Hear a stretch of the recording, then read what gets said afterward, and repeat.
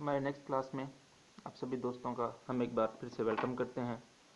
और इस क्लास में एरोमेटिक हाइड्रोकार्बन्स के हवाले से हमने बात करनी है।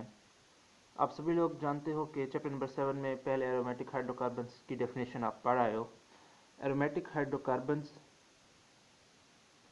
Are those hydrocarbons which contain at least one benzene ring. Those hydrocarbons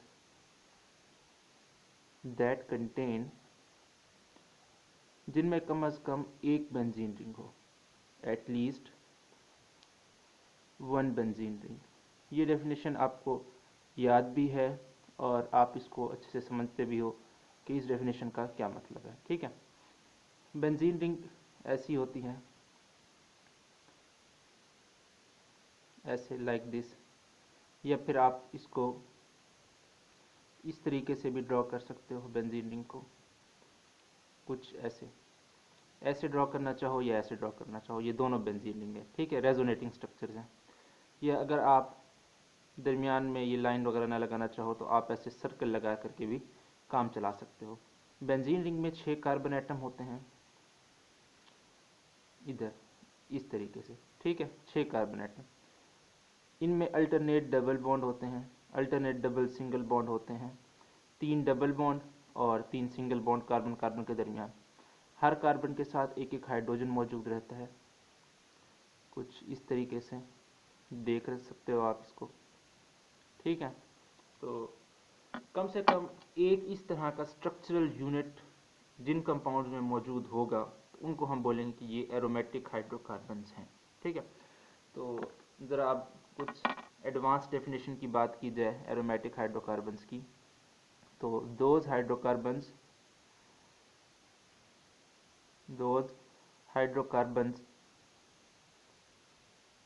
which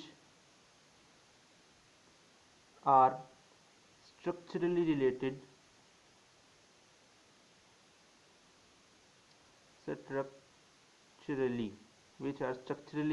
to benzene।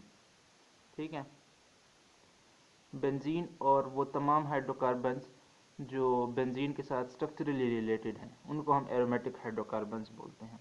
For example ये देखो, ये बेंजीन है, सबसे सिंपलेस्ट एरोमेटिक हाइड्रोकार्बन है।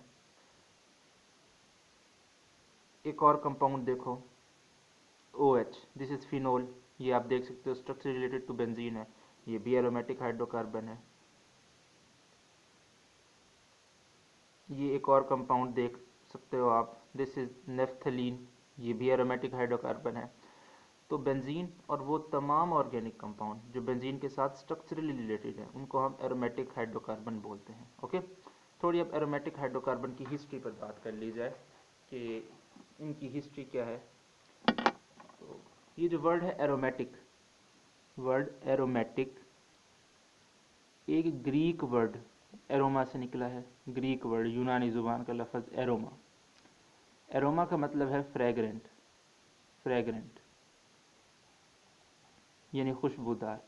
तो ये जो बेंजीन है वो ज़रा एक ख़ास उसकी कैरेक्टरिस्टिक स्मेल होती है, और ज़्यादातर एरोमेटिक हाइड्रोकार्बन जो होते हैं वो एक ख़ास किस्म की कैरेक्टरिस्टिक स्मेल रखते हैं। ठीक है, तो वहाँ से इनका नाम एरोमा, एरोमा से फिर aromatic.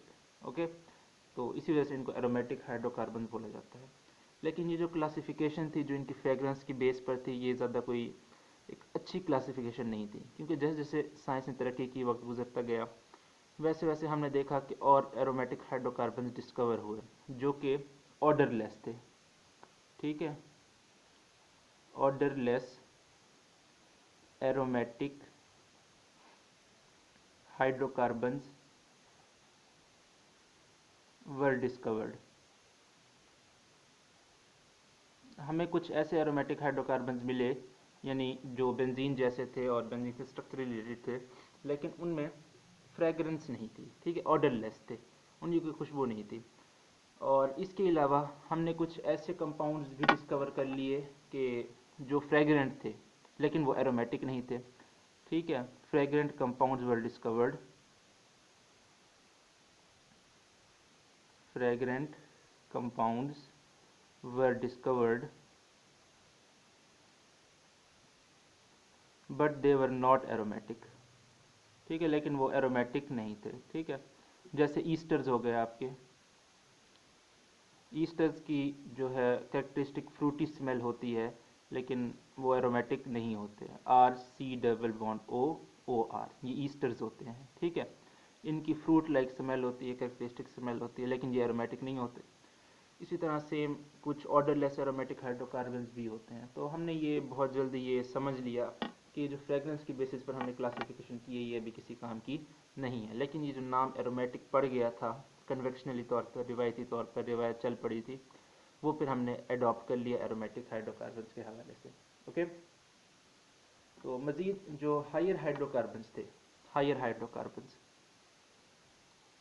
Higher aromatic hydrocarbons, higher aromatic hydrocarbons, जब हमने इनकी डिस्ट्रक्टिव डिस्टिलेशन की, जब हमने इनकी डिस्ट्रक्टिव डिस्टिलेशन, नाम आपने सुन रखा होगा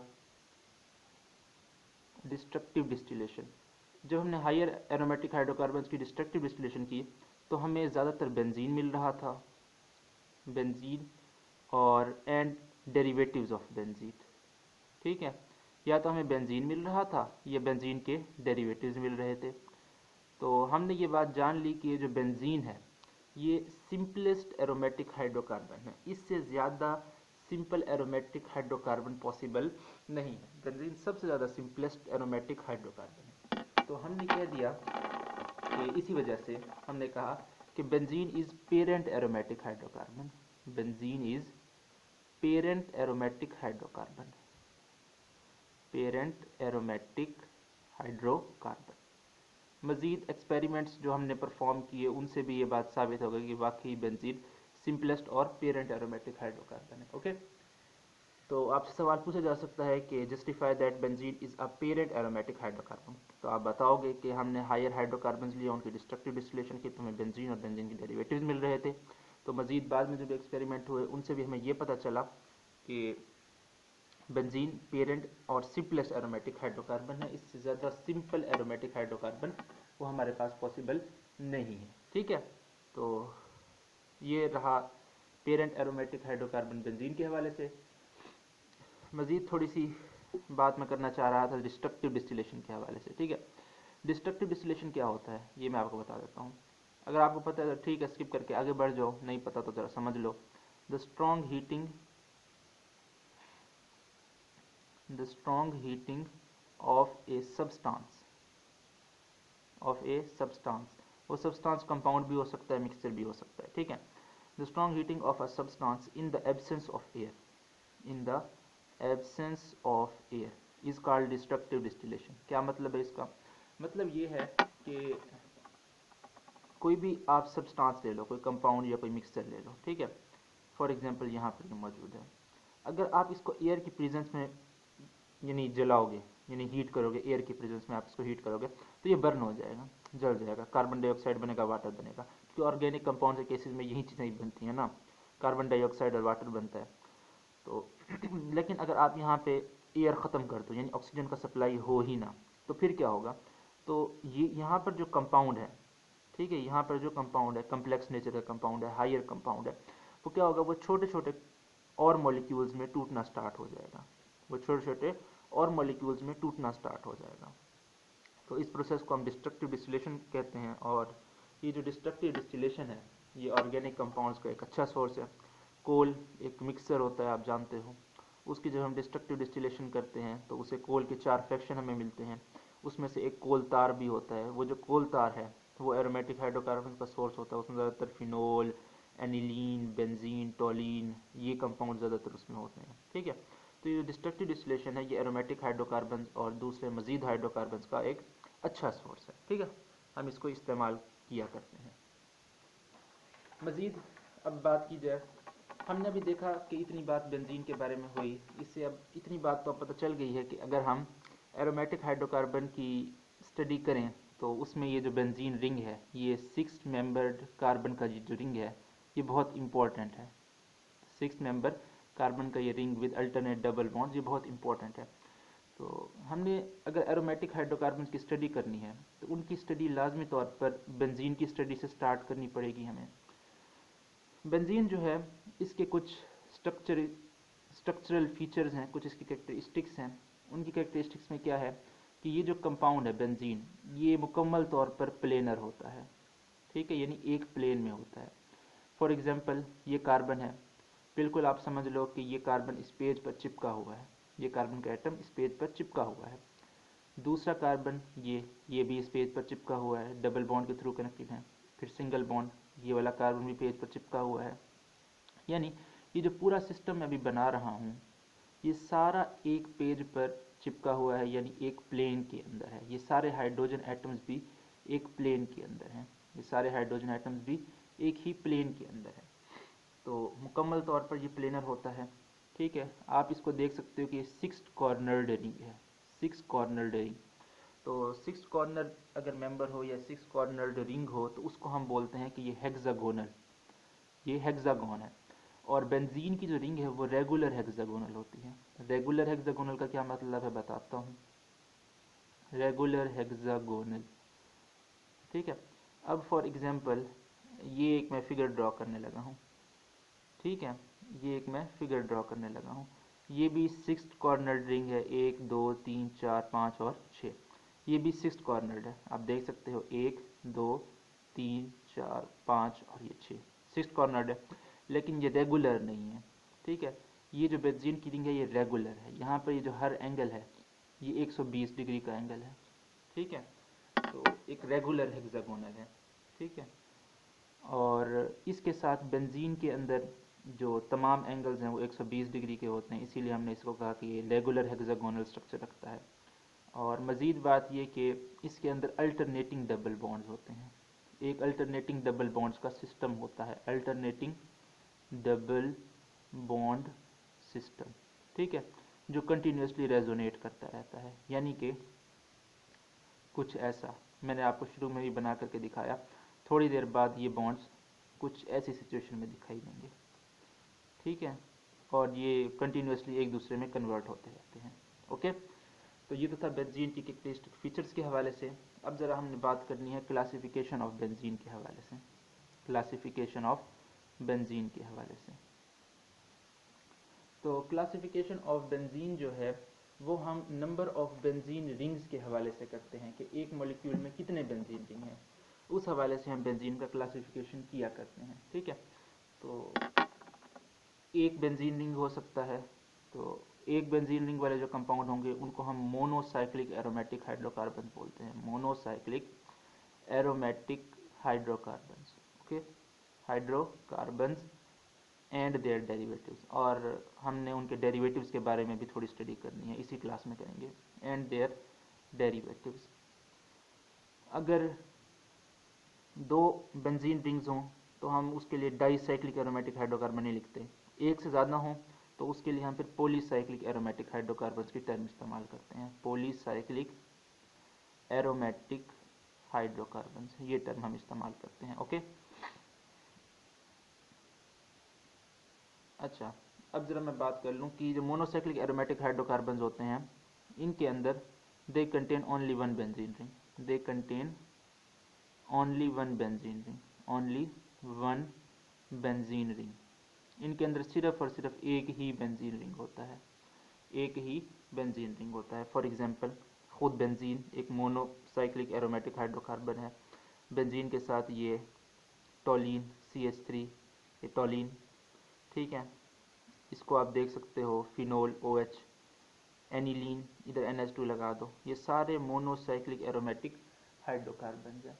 इसके अलावा और भी इसको CHO, दिस इज बेंजल्डिहाइड, नाम मैं लिख देता हूँ ज़रा टेढ़ा है, बेंजल्डिहाइड, ठीक है, ये भी मोनोसाइक्लिक एरोमेटिक हाइड्रोकार्बन है। इस तरीके से COOH, this is benzoic acid, ये भी मोनोसाइक्लिक एरोमेटिक हाइड्रोकार्बन है। इसी तरह से यहाँ पे SO3H, benzene sulphonic acid, benzene sulphonic acid, नाम मैं लिख देता हूँ sulphonic acid, benzene sulphonic acid, ये सारे मोनोसाइक्लिक एरोमेटिक हाइड्रोकार्बन्स हैं। और पॉलीसाइक्लिक एरोमेटिक हाइड्रोकार्बन्स क्या होते हैं कि that contain more than one benzene ring, more than one benzene ring, जिनके अंदर कम से कम एक से ज़्यादा बेंजीन रिंग हो, ठीक है, उनको भी हम ज़रा देखते हैं। अगले पेज पर ज़रा बात करते हैं उनकी। ज़रा ये थोड़ा प्रॉब्लम करता है, जब सर्दियों के दिन है ना, तो अभी हमने पॉलीसाइक्लिक एरोमेटिक हाइड्रोकार्बन्स की डेफिनेशन लिखी। पॉलीसाइक्लिक एरोमेटिक हाइड्रोकार्बन्स, इनकी हमने अभी बात की कि that contain more than one benzene ring, that contain more than one benzene ring, more than one benzene ring, more than one benzene ring, जिनमें एक से ज़्यादा बेंजीन रिंग हो। फॉर एग्जाम्पल की बात करते हैं।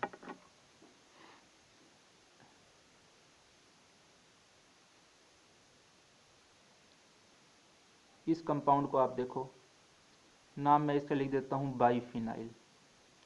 क्या नाम है इसका? बाईफिनाइल। ये नाम कैसे है, तो जब आईयूपैक नोमेनक्लेचर जब आपको पढ़ाएंगे तो उसमें आपको बताएंगे ज़रा इसके बारे में। ये बाईफिनाइल है, इसमें आप देख सकते हो कि आपको दो बेंजीन रिंग्स नज़र आ रही हैं, तो ये एक पॉलीसाइक्लिक एरोमेटिक हाइड्रोकार्बन है। Similarly this is naphthalene, naphthalene, ठीक है, ये भी आपका पॉलीसाइक्लिक एरोमेटिक हाइड्रोकार्बन है। तो जिनमें कम से कम एक से ज़्यादा बेंजीन रिंग आपको नजर आए तो उनको हम बोलते हैं कि these are polycyclic aromatic hydrocarbons. Okay, तो ये जो पॉलीसाइक्लिक एरोमेटिक हाइड्रोकार्बन्स है, इनको हम फर्दर दो क्लासेस में डिवाइड करते हैं। एक isolated ringed compounds, isolated ringed compounds, और दूसरे होते हैं फ्यूज्ड रिंग्ड कंपाउंड्स। कौन से? Fused ringed compounds, fused ringed compounds. इन दो क्लास में हम इनको फर्दर कैटेगराइज या क्लासिफाई करते हैं। आइसोलेटेड रिंग कंपाउंड्स कौन से होते हैं कि those in which benzene rings are isolated, those in which benzene ring are separated या आइसोलेटेड, जिनमें बेंजीन रिंग्स जो हैं आइसोलेटेड हों या सेपरेटेड हों, ठीक है, यानी अलग अलग आपको दिखाई पड़े। फॉर एग्जाम्पल दिखाता हूँ आपको ज़रा, जैसे ये कंपाउंड बाईफिनाइल देखो, ये अलग अलग हैं बिल्कुल, ठीक है, ये एक साइड पर है बिल्कुल और ये एक साइड पर है बाईफिनाइल, ये एक आइसोलेटेड रिंग कंपाउंड है। इसी तरीके से एक और कंपाउंड ज़रा देखो, CH2, और यहाँ पर ये this is diphenyl methane, diphenyl methane, diphenyl methane, ये भी एक आइसोलेटेड रिंग कंपाउंड है। तो ये दो एग्जांपल्स आपने याद रखने हैं, डाईफिनाइल मीथेन और बाईफिनाइल, ये दोनों आइसोलेटेड रिंग कंपाउंड्स हैं। फ्यूज्ड रिंग कंपाउंड्स कौन से हैं कि those in which benzene rings are fused together at ortho position, definition में लिख देता हूँ, समझाता हूँ, at ortho position so that there is a carbon-carbon common bond, carbon carbon common bond आपको दिखाई पड़े। देखो जरा, ये नेप्थलीन, ये एक फ्यूज्ड रिंग कंपाउंड है, ठीक है। ये वाली पोजीशन होती है ना, जनरली अगर कोई हम बेंजीन रिंग पर सब्सटीट्यूएंट लगाएं, फॉर एग्जांपल ये हमने बेंजीन रिंग ली और इस पर कोई सब्सटीट्यूएंट लगा दिया, तो ये जो 6 कॉर्नर्स हैं बेंजीन के, हम कहीं भी लगा सकते हैं, लेकिन जनरली जो सब्सटीट्यूएंट लगाया जाता है ना, वो इस पोजीशन पर लगाया जाता है। जनरली जो सब्सटीट्यूएंट लगाया जाता है ना, वो इस पोजीशन पर लगाया जाता है, इस ऊपर वाली पोजीशन पर।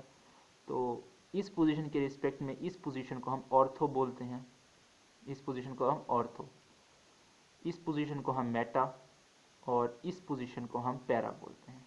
ओके, अगेन मैं रिपीट कर रहा हूँ कि बेंजीन रिंग की वैसे जो 6 कॉर्नर्स हैं इक्विवेलेंट हैं, कहीं भी हम सब्सटीट्यूएंट लगा सकते हैं, लेकिन जनरली जो हम सब्सटीट्यूएंट लगाते हैं वो इस वाले कॉर्नर पर लगाते हैं। तो इस वाले कॉर्नर के रिस्पेक्ट में ये वाला जो कॉर्नर है, इसे हम ऑर्थो कॉर्नर बोलते हैं, ये ऑर्थो पोजीशन, इस वाले को मेटा और इस वाले को पैरा।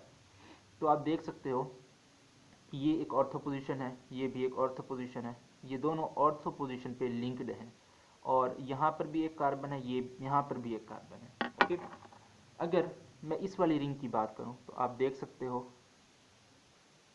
ये ऐसे रिंग है, ठीक है। और ये वाला जो रिंग है, ये रिंग ऐसा है।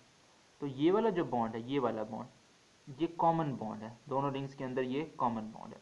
तो ऐसे हम एरोमेटिक हाइड्रोकार्बन्स को फ्यूज्ड रिंग एरोमेटिक हाइड्रोकार्बन्स भी बोलते हैं, ठीक है। इसकी मज़ीद एग्जांपल आप देख सकते हो। एक और compound, this is phenanthrene, sorry this is anthracene, anthracene, ये एंथ्रासीन है, ठीक है। एक सबलाइमेबल कंपाउंड है। चैप्टर नंबर 2 फर्स्ट ईयर का एनालिटिकल केमिस्ट्री, वहाँ जो सब्लिमेशन का टॉपिक था वहाँ पर ज़रा इसका हमने जिक्र भी किया था, एंथ्रासीन, ठीक है। ये भी एक फ्यूज्ड रिंग एरोमेटिक हाइड्रोकार्बन है। इसके अलावा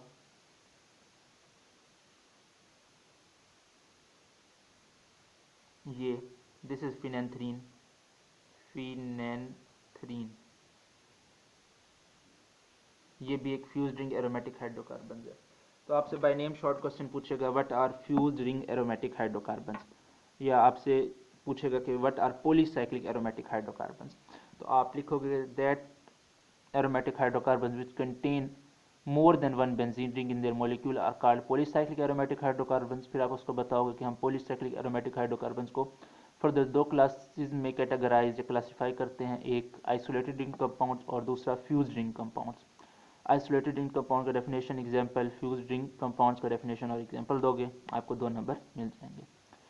तो इसी के साथ ये आज का हमारा क्लास ख़त्म हुआ। नेक्स्ट क्लास में हम मिलेंगे IUPAC नोमेनक्लेचर ऑफ बेंजीन को पढ़ने के लिए। तब तक के लिए बाय बाय।